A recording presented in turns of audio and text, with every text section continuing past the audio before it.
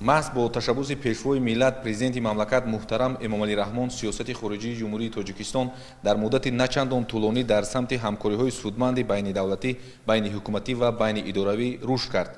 در ظرف 25 سال صاحب استقلالی کشور در روند آماده‌گردانی و جابجاگذاری‌های کادری ساحه دیپلماتیا اصلاحات کلی به میان آورده شد.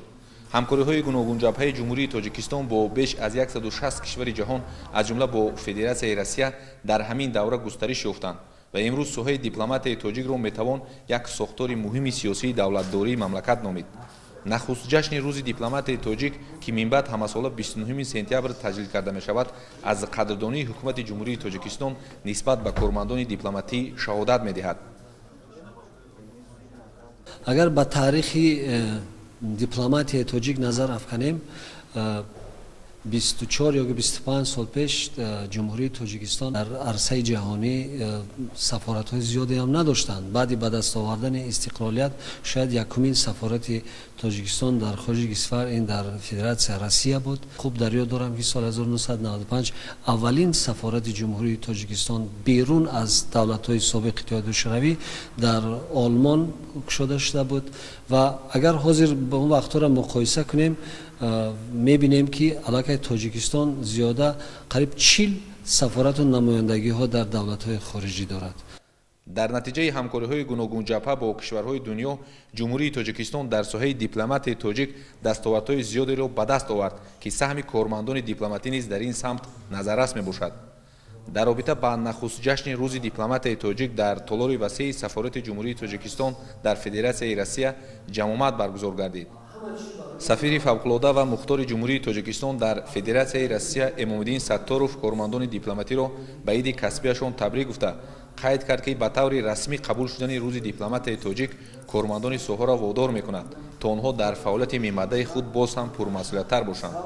امروز میان جمهوری تاجیکستان و فدراسیای روسیه نیز در تمام ساحه‌های اجتماعی و اقتصادی همکاری‌ها در سطح ضروری به راه مانده شدند.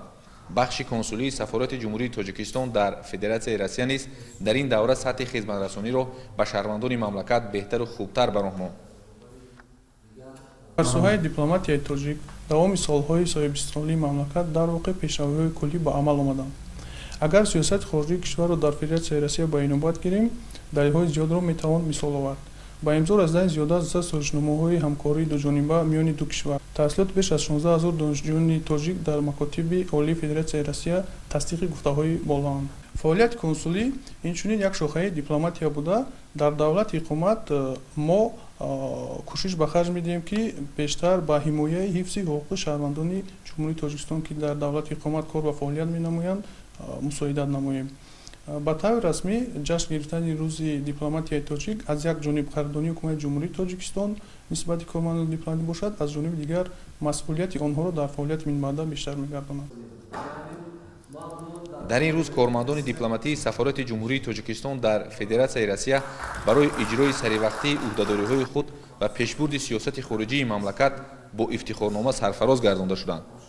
قدردانی کارمندان دیپلماتی در نخست جشن روز دیپلماتیای تاجیک برای آنها خیلی گوارا و خاطرمان بود. ابوبکر شریفی، حبیب‌الله خوشوقت، سعید میرزامراد، شهر مسکو، جهان‌نما.